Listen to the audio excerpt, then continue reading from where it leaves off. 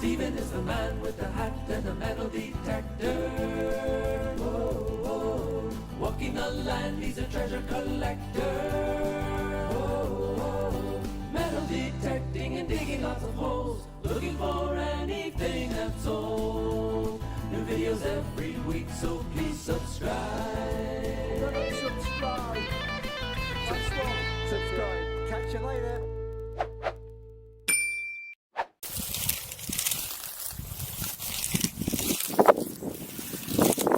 I've walked down to the other end of the field and only one signal, and that was just a little piece of tin. But the field is so quiet.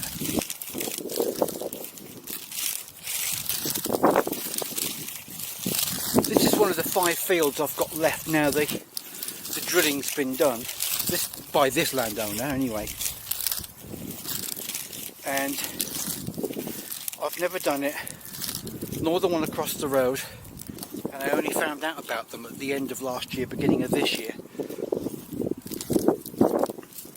So I've got no idea about the history of this field. Look, I got my hopes up there for a minute. I look just like a Roman in the hole, but it's not. Look, turn it over, and it's a button.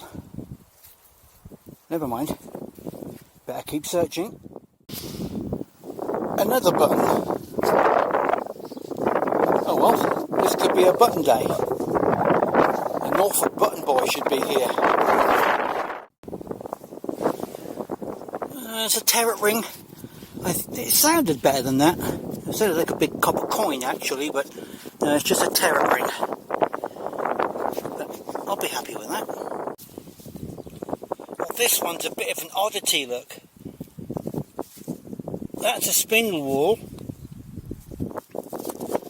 But it's got quite a big hole on one side and a teeny weeny hole on the other side, and it's also rather crude, as though it was a reject or something like that. That wouldn't spin very well, but that is definitely a spindle whorl. One of my most favourite things to find. They have so much history behind them. Everyone tells a different story. Well happy with that. We've now left the other field, the first corner of the bigger field, because to tell you the truth, it was terrible. Hardly a signal on it. So Garry's over there and I'm working to the corner of this one. So a little spindle whorl, that'll suit me. I just hope I can get a bit of silver now. Well, this has got me a little bit confused because I think it's modern. It's certainly well decorated, like it would be of some age. But something tells me it's modern. I don't know what. Sometimes you find buckles like this. Yes, I think it's a buckle. Usually in the form of a snake.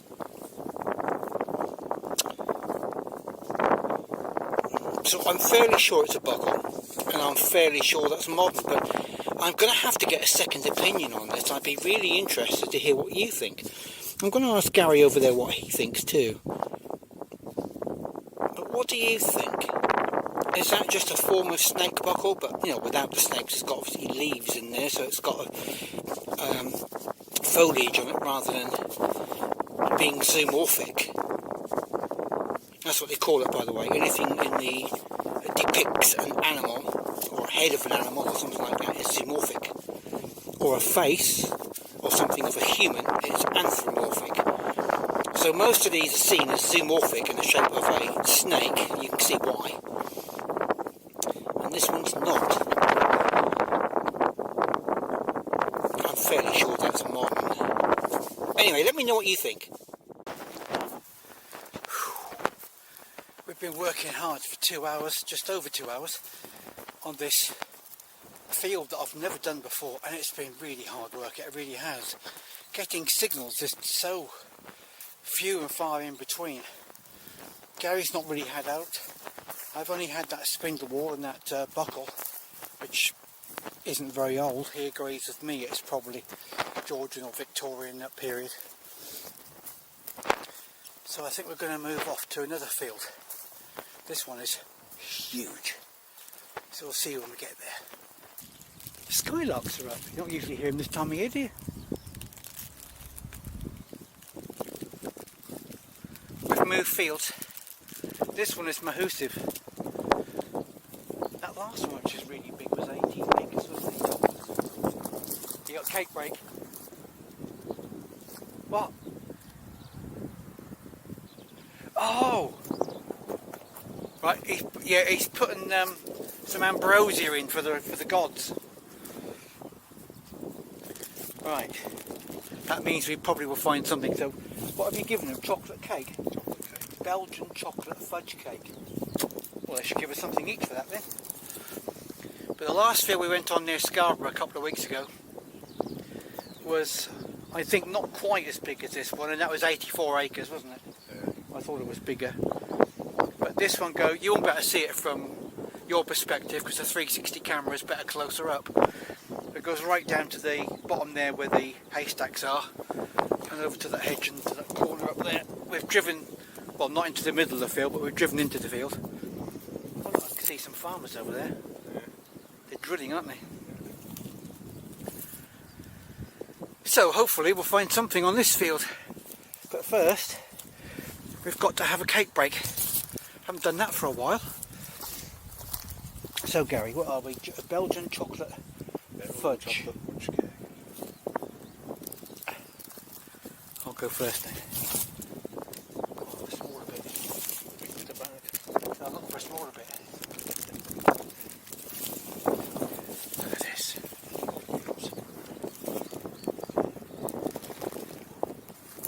Well, it's been a long time, Gary. In your cake hole. Oh, lovely and moist.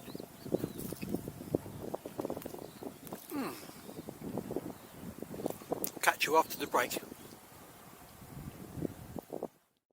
At last, a coin. It's not in very good condition, sadly. In fact, it's quite poor. You can tell from its thickness, and you can just make out on the head side that that's a George III. Terrible condition, but it's a coin. Well, there's a nice Victoria sixpence. That was a cracking little ding-dong of a sound. And Gary has just shown me, and I'll show you later, he got a 1918 George V, beautiful condition, half crown. Like this one, sterling silver. 92.5% silver. So, I'll show you that one later. So, I'm happy with that. I've now got a piece of silver as well. 1:45. We usually pack up at 3 o'clock. We're packing up early. This is just hard work. But I'll show you what Gary's found. Look.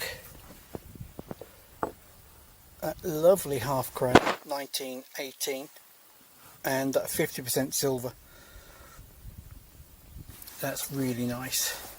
It's really cold today. Today is Sunday, the 18th of October. This is a brand new permission today. I've got 5 pasture strip fields. So there's 1, 2, 3, 2 over the crossing, 4, 5. And we did some research on it last night, and there's a dew pond on here. And I've just found the dew pond. It's over there. I'll show it to you in a minute. Meanwhile, first signal, and I've got this. Just a little button so far. But it's not bad. It's a nice little button. So where there's a dew pond, there could be my first gold coin. You never know. Anyway, I've just found a buckle. Nothing much, but I've also had a new penny, piece of lead, which was folded. The piece of lead was quite a big one, which is folded into a square. And Garry always told me to check, which I did, inside, because he once opened one and found a brilliant hammered in mint condition locked inside the lead square. Right. Oh, I've got a spider on my hat. Let's go. Aha. Listen.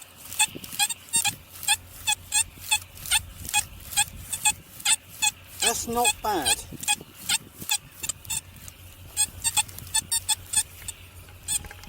That could be something interesting. So let's do a live dig.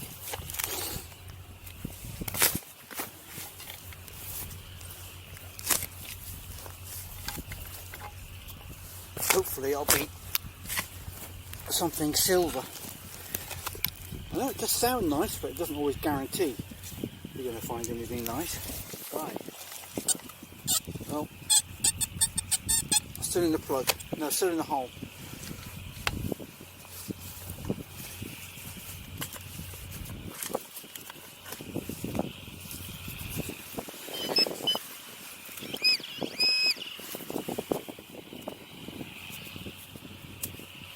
Ooh, what's that?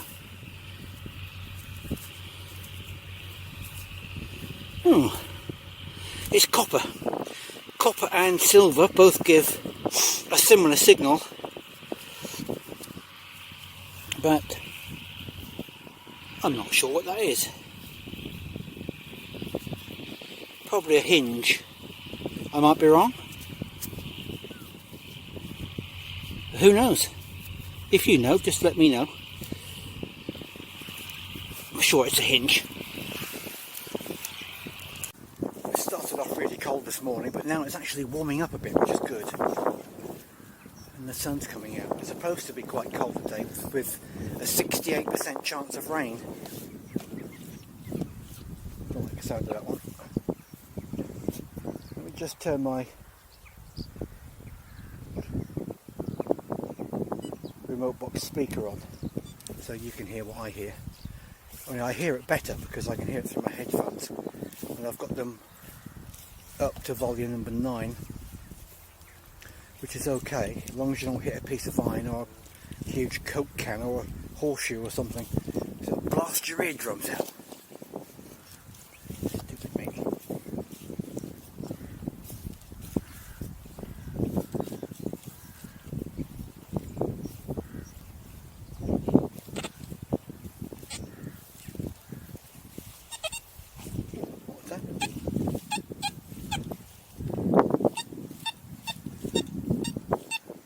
Nope, it's too high. There's 3 types of signals that I'm listening for. And that's the great thing about full tones. If you have a machine where you're going to have multi-tones rather than dig or don't dig, because you'll end up with some machines just digging everything and wasting loads of time.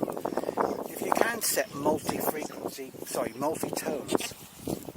it gives you so much more chance of digging just the best targets and leaving the bad ones.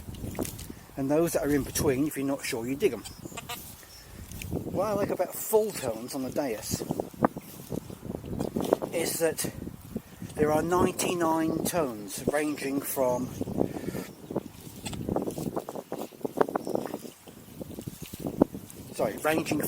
dull, horrible, just dull tone, bright, where it sounds nice and bright on both directions, swing both directions and it goes bing bing or similar.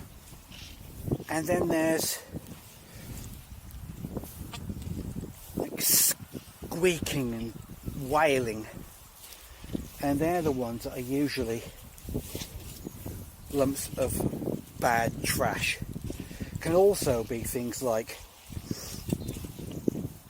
tin cans that have been ploughed into the ground, steel that has fallen off, a steel part fallen off a tractor or something like that.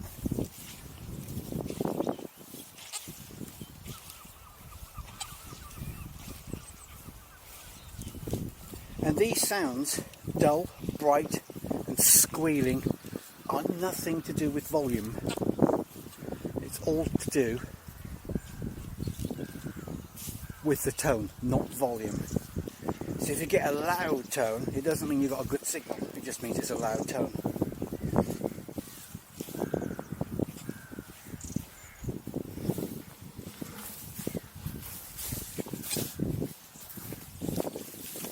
the moment I'm just hot spotting. So I'm walking without overlapping the coil head on the swing. I'm just looking for a nice hot spot somewhere on these pastures where we can focus a bit more time. Right, so this is my Victoria sixpence, 1884. That's all I had today. So what I'm going to do is I'm going to make this into a delicate little finger ring. So that's 92.5% silver, delicate little finger ring. It's easy to do because it's small. It's also difficult to fold because it's small. I'll show you what I mean. Let's get this turned into a ring so you can see how I do it. Stop! Before you go, I'm going to be giving this away. First of all, I'm going to be showing you how I turn this Queen Victoria 1844 sterling silver sixpence into a tiny cute finger ring. And not only that, I'm going to be giving it away to one of you that are watching right now. All you've got to do is to go to the top corner there to the next video where it shows you how I do this and enter. Some devices you won't be able to see that little thing there, so look in the video description, see this video, and you can be in with a chance to win it. See you next time. Keep safe. Stephen digs stuff up and pimps it up so you guys can wear it.